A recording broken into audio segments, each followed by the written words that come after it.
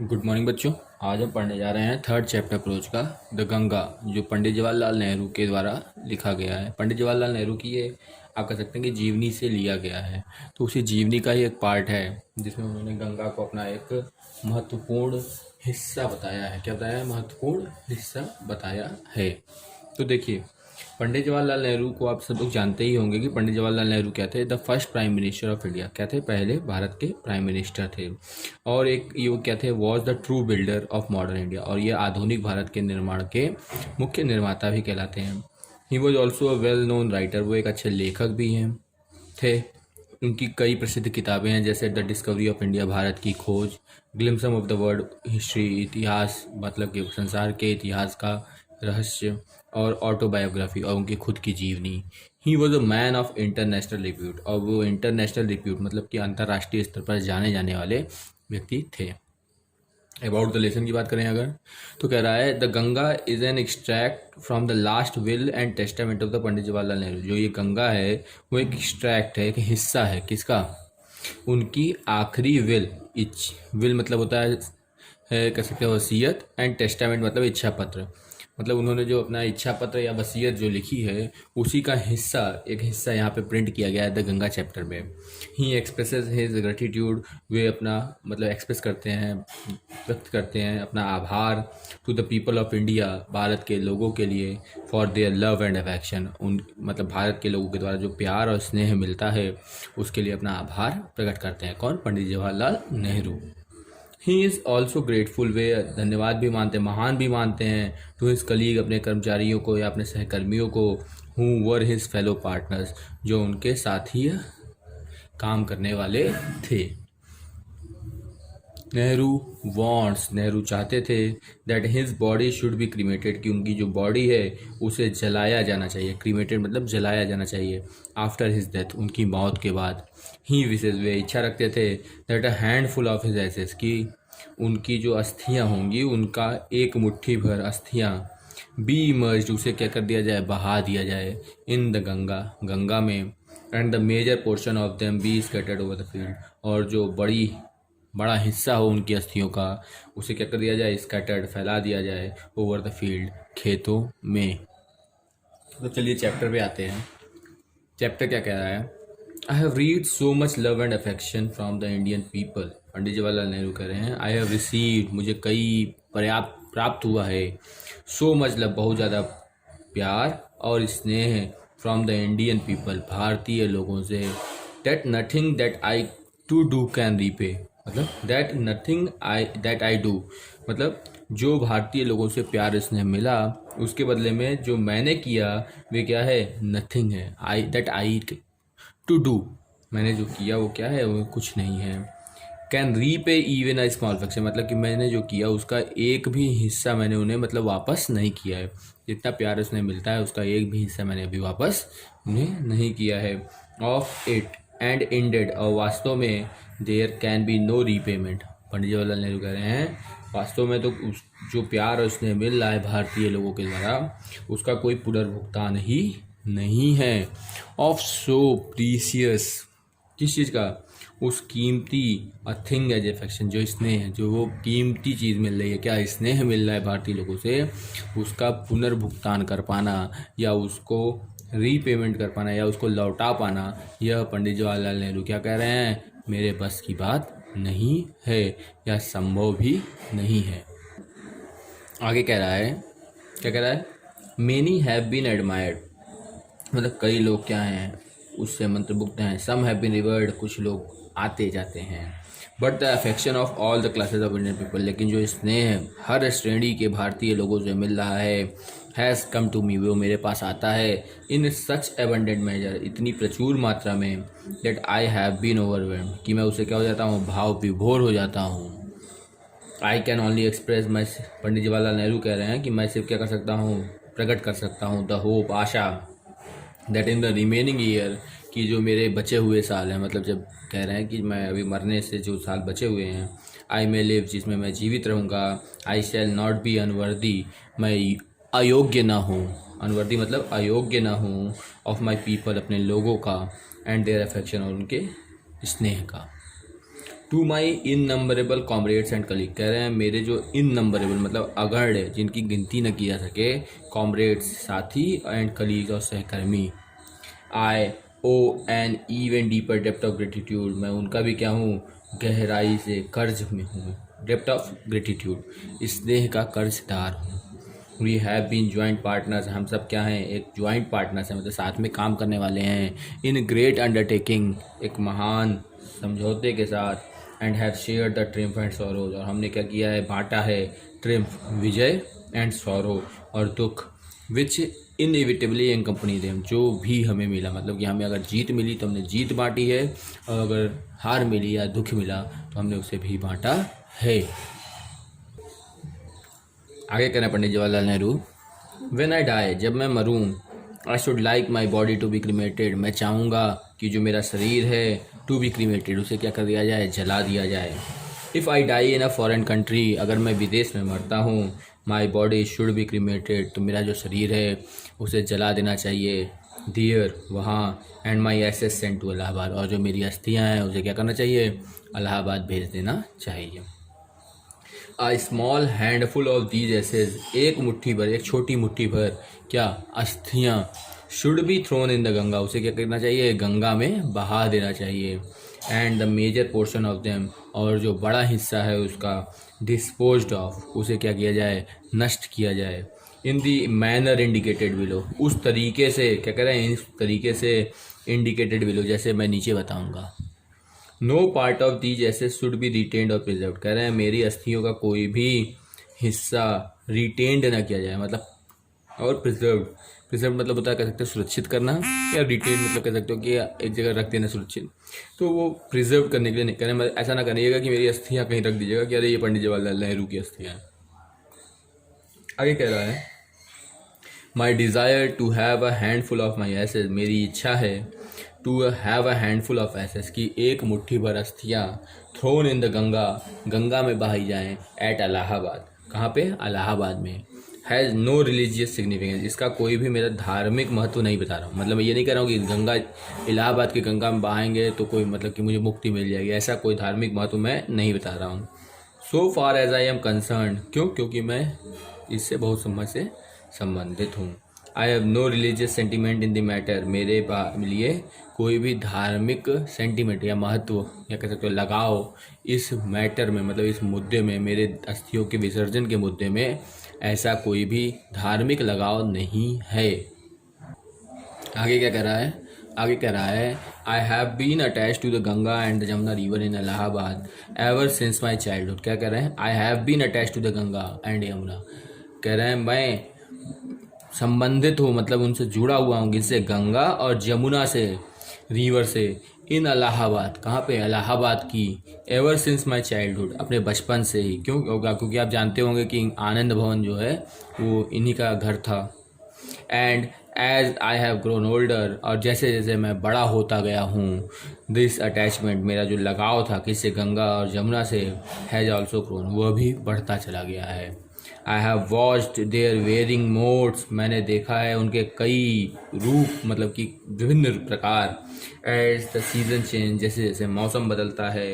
And have often thought, और मैंने ये भी सोचा है, ऑफ द हिस्ट्री, इतिहास के बारे में, एंड माइथ, और परंपरा के बारे में, एंड माइथ मतलब कह सकते हो पौराणिक कथाएँ, एंड ट्रेडिशन, और परंपरा के बारे में क्या कर रहे हैं, मैंने देखा है क्या, गंगा और जमुना का विभिन्न मौसमों में बदलता हुआ रूप, और हैंड हैव ऑफन थॉट, और मैं सोचता भी हूँ इतिहास के बारे में, किसके, गंगा जमुना के इतिहास के बारे में, उनकी पौराणिक कथाओं के बारे में, और उनकी परंपराओं के बारे में, एंड सॉन्ग, और गाने के बारे में, एंड स्टोरी, और कहानियों के बारे में, that have become attach to them, जो मुझे क्या करती हैं, उनसे जोड़ती हैं, थ्रू द लॉन्ग एजेस, लंबी उम्र से, and become part of their flowing water, और मुझे हिस्सा बनाती हैं किसका, उसके बहते हुए पानी का। The Ganga specially is the river of India, जो गंगा है वो क्या है, मुख्यतः भारत की नदी है। बिलव्ड ऑफ हर पीपल, और अपने लोगों के द्वारा क्या की जाती है, प्यार की जाती है या सम्मान की जाती है। राउंड विच, जिसके चारों ओर, आर इंटरवीन्ड हर रेकियल मेमोरीज, कह रहा है जिसके चारों ओर, गंगा जी के ही चारों ओर क्या है, इंटरवीन्ड हैं, गुथी हुई हैं हर रेकियल मेमोरीज, मतलब उनकी पुरानी यादें, या कह सकते हो जो सारी यादें थी पुरानी, या एक परंपरा, ये सब चीज़ें क्या हुई, उन्हीं के गंगा के ही डोर से बंधी हुई हैं। हर होप्स उनकी आशाएं, एंड फियर्स उनके डर, हर सॉन्ग्स ऑफ ट्रियम्फ उनकी जीत के गाने, हर विक्ट्रीज उनकी विजय, एंड हर डिफीट और उनकी हार, सब चीज़ की साक्षी कौन है, गंगा ही है। सब चीज़ देखने वाली कौन है, गंगा ही है। She has been a symbol of India's age long culture and civilisation, जो गंगा है वो क्या है, वो प्रतीक है भारत की एज लॉन्ग कल्चर, एक लंबी उम्र से चली आ रही संस्कृति और सभ्यता का। एवर चेंजिंग, जो समय समय पर बदलती है, कौन, गंगा। एवर फ्लोइंग, लेकिन सामान्य रूप से बहती रहती है, मतलब सामान्य रूप से बदलती है, सामान्य रूप से बहती है। And yet ever the same Ganga, और फिर भी वही सेम गंगा है, वही सामान्य गंगा है। शी रिमाइंड मी, वे मुझे याद दिलाती है, कौन, Ganga. Of the snow covered peak, क्या बर्फ से ढकी हुई चोटियाँ, एंड डीप वैलीज, और गहरी खाइयाँ, घाटियाँ, ऑफ द हिमालय, हिमालय की। Which I have loved so much, जिसे मैं बहुत प्यार करता हूँ। And of the rich and vast plain below, और यही क्या है, सबसे बड़ी और विशाल समतल, मतलब क्या कह रहा है कि मुझे क्या याद आती है, गंगा बता रही हैं पंडित जवाहरलाल नेहरू कि बर्फ़ से ढकी हुई चोटियाँ, गहरी घाटियाँ हिमालय की, which I have loved so much, जिन्हें मैं बहुत प्यार करता हूँ। And of the rich and vast plains below, और उसी हिमालय के नीचे जो बड़े बड़े और विशाल समतल हैं नीचे। वेयर माई लाइफ, जहाँ पे हमारा जीवन, मेरा जीवन, and work have been cast, और काम जो होता है, मतलब कि हिमालय के नीचे ही तो हम लोग रहते हैं, हिमालय के नीचे जो दूर दूर तक समतल है उसी पे हम लोग रहते हैं, तो उसी पे जो हम लोग का जीवन कार्य करता है। Smiling and dancing in the morning sunlight, Ganga ji के बारे में बता रहे हैं कि गंगा क्या करती है, स्माइल करती है, प्रसन्न होती है और नाचती है सुबह सूर्य की रोशनी में। एंड डार्क एंड ग्लूमी, और अंधकारमय जैसी, रहस्यमयी हो जाती है। एंड फुल ऑफ मिस्ट्री, और रहस्य से भर जाती है। एंड मतलब क्या कह रहा है, डार्क हो जाती है, उदास हो जाती है, और रहस्य से भर जाती है। As the evening shadow fall, जैसे ही शाम को क्या होता है, शाम की परछाइयाँ पड़ने लगती है, मतलब अंधेरा होने लगता है।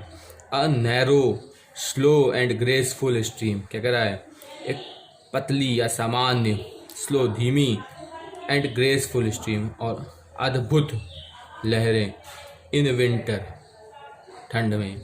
एंड अ वास्ट रोरिंग, और विशाल दहाड़ती हुई, ड्यूरिंग द मानसून, जब पानी बरसता है तो क्या हो जाती है, पानी का बहाव तेज हो जाता है, और जब ठंड होती है तो क्या कर रहा है, धीरे धीरे आराम से शांतिपूर्वक बहती है। अलग अलग मौसम्स में अलग अलग रूप दिखा रहा है। Broad blossom almost as the sea, और जो इसकी चौड़ाई है वो कैसी है, लगभग लगभग एक समुद्र जैसी है। And with something of the sea's power to destroy, और इसके अंदर भी क्या है, कुछ न कुछ समुद्र की ताकत है, क्या करने की, तबाह करने की। The Ganga has been to me a symbol, ये जो गंगा है वो क्या है, पंडित जवाहरलाल नेहरू कह रहे हैं जो गंगा है वो क्या है, मेरे लिए एक प्रतीक है। And a memory of the past, और क्या है, याद है किसका, भारत के भूत का। Running into the present, जो आज वर्तमान में बह रही है।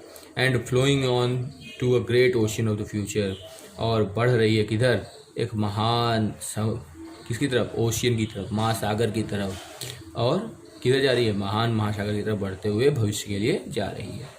And though I have discarded much of the past tradition and custom, and am anxious that India should rid herself of all shackles and blinds, and constrain her and divide her people, and suppress vast number of them, and prevent the free development of the body and the spirit, क्या कर रहे हैं पंडित Jawaharlal Nehru. And though, और इसलिए, I have discarded much of past tradition, क्या कर रहे हैं, मैंने त्याग दिया है, discarded मतलब त्याग दिया है, मतलब छोड़ दिया है, कई पुरानी संस्कृति एंड कस्टम्स, और परंपराएं। एंड एन एंग्जियस, और मैं चिंतित हूँ, that India should rid herself of all circles, की भारत को भी क्या करना चाहिए, गेट रिड, छुटकारा पा लेना चाहिए, ऑफ ऑल सर्कल्स, हर प्रकार की बेड़ियों से। दैट बाइंड एंड कॉन्स्ट्रेन हर, जो उसे क्या करती है, बांधती है या कॉन्स्ट्रेन करती है या कैद करती है। एंड डिवाइड हर पीपल, और अपने ही लोगों को क्या कर देती है, बांट देती है। And suppress vast number of them, और क्या करती है, सप्रेस करती है मतलब दबाती है, किसको, बड़ी संख्या में लोगों को। भारत में जो अलग अलग प्रकार की संस्कृति और सभ्यताएं हैं वो अलग अलग बेड़ियाँ बनाती हैं। पंडित जवाहरलाल नेहरू का क्या मतलब है कि वे अलग अलग बेड़ियाँ बनाती हैं और वो बेड़ियाँ क्या करती हैं, विभिन्न जाति और वर्ग के लोगों को क्या करती हैं, उसी से दबा देती हैं। And prevent the free development of body. और पंडित जवाहरलाल नेहरू क्या कर रहे हैं, इन सब को क्या कह चाहता हूँ मैं कि भारत क्या करे, भारत के लोग क्या करें, इसे त्याग दें और प्रिवेंट करें, अपने आप को बचाएं, ताकि क्या हो सके, उनके अंदर फ्री डेवलपमेंट ऑफ बॉडी, मुक्त विकास हो सके उनके शरीर का, एंड द स्पिरिट और आत्मा का। दो आई सीक, इसलिए मैं प्रार्थना करता हूँ, ऑल दिस येट, कि फिर भी, I do not wish to cut myself off, मैं नहीं चाहता हूँ अपने आप को अलग करना, फ्रॉम द पास्ट कम्प्लीटली, भूत से पूर्णतः। I am proud of that great inheritance that has been, क्या कह रहे हैं पंडित जवाहरलाल नेहरू, कह रहे हैं मुझे गर्व है, किसका, उस महान ग्रेट इनहेरिटेंस जो उत्तराधिकार के रूप में प्राप्त हुई है संपत्ति उसका, that has been and is ours, और जो हमारा है, and I am conscious that, और मैं क्या हूँ, कॉन्शियस हूँ, मतलब कि मुझे एहसास होता है कि आई, कि मैं, टू, मैं भी, लाइक ऑल ऑफ अस, हम जैसे ही, एम अ लिंक, हम भी क्या हैं, एक माध्यम है, इन दी अनब्रोकन चेन, एक ऐसी चेन की जो नहीं टूटेगी, which goes back to the dawn of history, और जो मतलब कि क्या करती है, डान, डान होता है DAWN, डान मतलब होता है भोर या प्रारंभ, शुरुआत, ठीक है, ऑफ द हिस्ट्री, इतिहास के प्रारंभ में, in the immemorial past of India, और ऐसी पास्ट में नहीं ले जाएगी जो हमें इमेमोरियल मतलब जिसे हम याद नहीं रखना चाहते हैं, ठीक है। दैट चेन, वे चेन, जो ये चेन श्रृंखला की बात कर रहे हैं, आई वुड नॉट ब्रेक, पंडित जवाहरलाल नेहरू कह रहे हैं, क्या कर रहे हैं, उस कड़ी जो भारतीय लोगों को जोड़ती है, एक एक कड़ी, उस चेन को मैं नहीं तोड़ूंगा, फॉर आई ट्रेजर इट, मैं उसे क्या करूँगा, संपत्ति के रूप में रखूँगा, एंड सीक इंस्पिरेशन, और उससे प्रेरणा लूँगा, from it, and as witness of their this desire, और मैं गवाह हूँ किसी का, इस इच्छा का, ऑफ माइंड, मेरी, and as my last homage, और यही क्या है, मेरी लास्ट होमेज है, टू इंडियाज़ कल्चर इनहेरिटेंस, मतलब यही मेरी क्या है, होमेज मतलब कह सकते हो, संपत्ति कह सकते हो, क्या है, भारत की पुरानी संस्कृति की, सभ्यता का, या उत्तराधिकार के रूप में जो प्राप्त हुआ है कल्चर, भारत का जो कल्चर उन्हें उत्तराधिकार के रूप में प्राप्त हुआ है, वही क्या है, उनका लास्ट होमेज है, वही उनकी संपत्ति भी है। I am making this request, Pandit Jawaharlal Nehru क्या कह रहे हैं, मैं रिक्वेस्ट करता हूँ, that a handful of my ashes, कि एक मुट्ठी मेरी अस्थियाँ, be thrown into the Ganga, उसे गंगा में बहा दिया जाए, एट इलाहाबाद, इलाहाबाद में, to be carried to the great ocean, जो क्या करेगा, उस गंगा से में बहती हुई चली जाएगी महान महासागर में, दैट वॉसेज इंडिया शोर, और जो क्या करेगी, भारत की हर कोने को साफ करते हुए जाएगी। The major portion of my ashes, और जो बड़ा हिस्सा है मेरी अस्थियों का, शुड, उसका क्या होना चाहिए, how ever be dispose of otherwise, उसे भी क्या कर देना चाहिए, किसी न किसी तरीके से डिस्पोज कर देना चाहिए, मतलब नष्ट कर देना चाहिए। I want this to be carried high up into the air, Pandit Jawaharlal Nehru क्या कह रहे हैं कि मेरी जो वो बड़ा हिस्सा है अस्थियों का, जो छोटा हिस्सा एक मुट्ठी था, उसे गंगा में बहा दो, और बाकी जो हिस्सा है उसे क्या करो, उसे ले करके जाओ high up into the air, in an aeroplane, एक एरोप्लेन में ऊंचाई पे लेके जाओ, and scattered from that height, और उस ऊंचाई से क्या करो, फैला दो, ओवर द फील्ड्स, खेतों में, where the peasants of India, जहाँ पे पीजेंट्स मतलब श्रमिक भारत के टॉयल करते हैं, कठिन परिश्रम करते हैं, so that they might mingle, ताकि जो मेरी अस्थियां हैं वे क्या हो जाएं, मिल जाएं, with the dust and soil, धूल और मिट्टी से, ऑफ इंडिया, भारत की, and become an indistinguishable part of India, और मैं क्या कर जाऊँ, पंडित जवाहरलाल नेहरू कह रहे हैं, और मैं क्या बन जाऊँ, इनडिस्टिंग्विशेबल, मतलब कि ऐसा हिस्सा बन जाऊँ भारत का जो कभी भी अलग न हो सके।